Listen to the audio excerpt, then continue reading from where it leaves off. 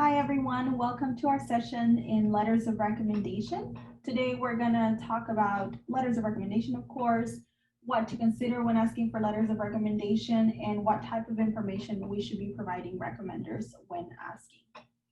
So to begin with, when you're looking for letters of recommendation, you should consider the type of program that you're applying to.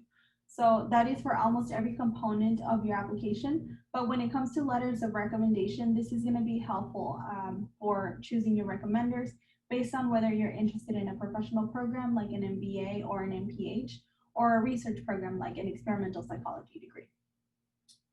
So if you're applying for a professional program, it's generally recommended that you select references who have worked with you in a professional setting, like maybe a supervisor or sometimes even a coworker will be fine. But when you're looking at research programs, you should lean more toward academic references like professors or other people who you've worked with in an experimental setting or academic setting, maybe someone you've presented with in a conference. Of course, if you don't have any work experience and you're applying for a professional program, your professors are still going to be good references, especially if you've built a relationship with them.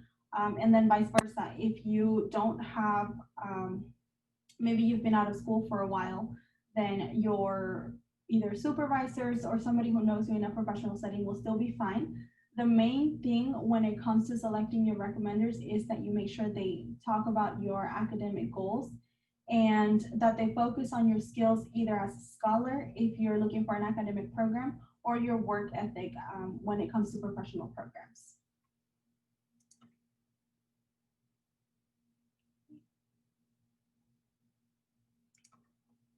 All right, there it is. Okay, so once you decide what type of program you're going into, what people you want to be your recommenders, then you have to contact them.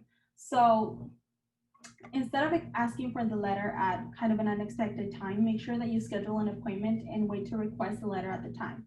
So at this moment, it's probably going to be either a virtual meeting or maybe a phone call, but hold off on asking for the letter until you're actually there. You can always mention that you want to discuss your future in graduate education, but like I said, hold that question until you're in person or on the phone. And what that's going to do is it's going to help you verify that your recommender feels comfortable writing your letter of recommendation. So again, you'll either be able to tell or you can ask directly.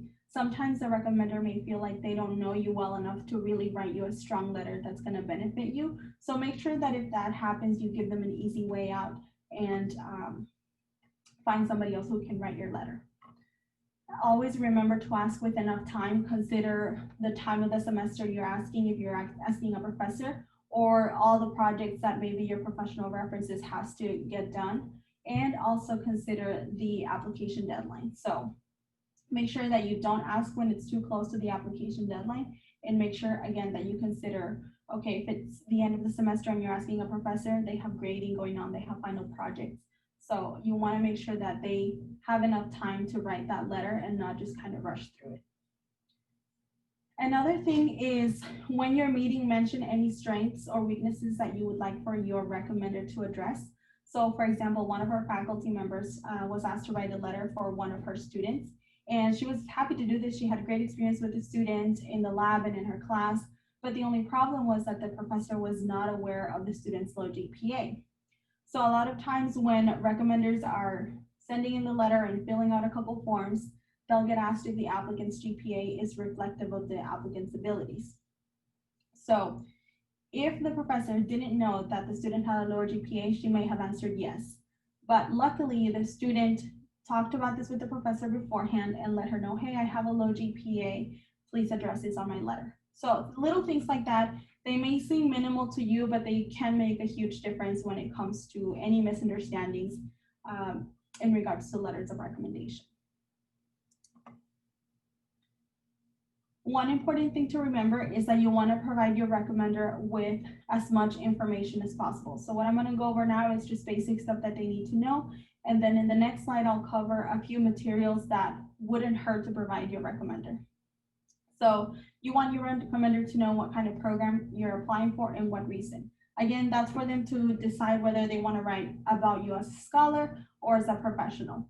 And once again, that's where it comes in. They need to be familiar with your goals, your career goals, to make sure they tailor that letter to that. Of course, they need to know the application deadline so they know how much time they have to write that letter for you.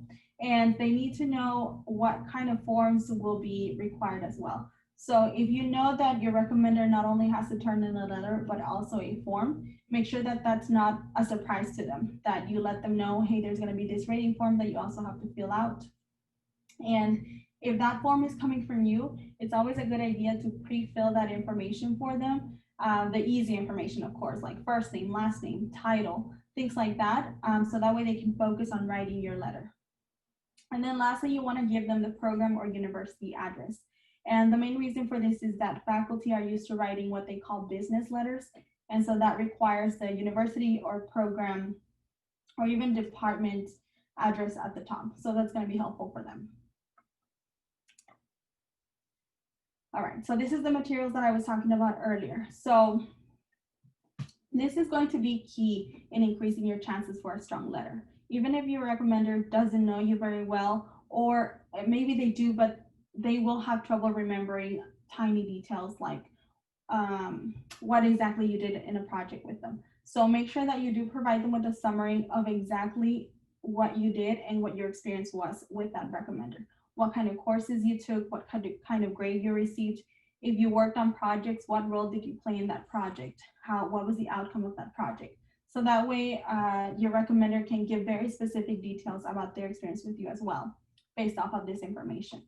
And that can be used as evidence for pretty good attributes or any sort of qualifications that they want to mention on your letter. So they can always say, this person is very reliable because working in this project, they were very dependable, things like that. They can use them as evidence for your behavior. Your personal statement is a good idea to share with your recommender as well, not only to give them material for a strong letter, but also so they can actually give you feedback on it. I know it can be a little nerve-wracking having somebody read your personal statement, but the faculty, or if your recommender is a faculty member, they will give you that perspective of what is it that they would like to see in somebody who applies. So in general, just good feedback from them. And then of course, it wouldn't hurt to provide your resume or CV, again, where the recommender can see any achievements, any experiences that maybe weren't with them, but are still beneficial to include in your letter of recommendation. All right, so the last thing is reminders. So while sometimes this may be out of your control, you're still responsible for making sure your recommenders submit their letter on time. So this can involve sending reminders. The nice thing about our system, at least, is that you can actually send a reminder from the application system. So you just click resend and it'll send them a reminder. But if you know the deadline is coming up and it's getting close, we recommend sending a reminder or a follow-up or just something that will trigger their memory about a week before the deadline, just so you can get that letter in on time. Regardless of whether you're accepted to the program or not, make sure that you thank your recommenders for taking the time, not only to view your materials, but to write that letter of recommendation for you. And then of course, if you're admitted to the program, make sure that you share your success with them and let them know that you were admitted. I'm sure they're gonna be delighted to hear that you actually got into the program. All right, well, that's pretty much all we have for letters of recommendation. If you do have any questions about this topic, feel free to email us at graduateadmissions@utsa.edu. And I will be happy to answer your questions or connect you with somebody who can. A lot of times you may want to talk to a faculty member within your program of interest to see what they're looking for. So I can definitely get you connected with one of them so you can discuss that. Thank you guys for coming to our session, and we hope you have a great day.